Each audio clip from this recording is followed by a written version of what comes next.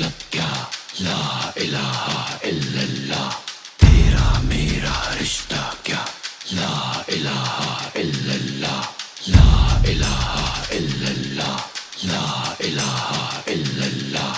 अल्लाह कुरान में कहता है, जो लोग ईमान ले आए मैं उनके खौफ दूर कर देता हूं। ए अल्लाह, तेरे सिवा हम किसी के सामने नहीं झुकते, खौफ के बुत के सामने नहीं झुकते। हक हमारा आजादी, जीतेंगे हम ये बाजी, हक को बातिल की इस जंग में हमको करना रब राजी। हक हमारा आजादी, जीतेंगे हम ये बाजी, हक को बातिल की इस जंग में हमको करना रब राजी।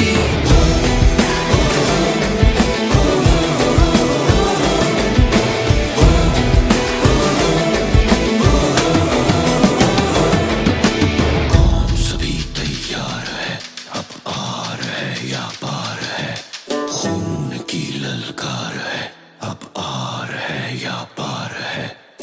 डर को अब मिल के डराए, नई सोच से जज्बा जगाए, मुट्ठी में हो दुनिया सारी, ऐसे अपनी शान बढ़ाए, अपनी होगी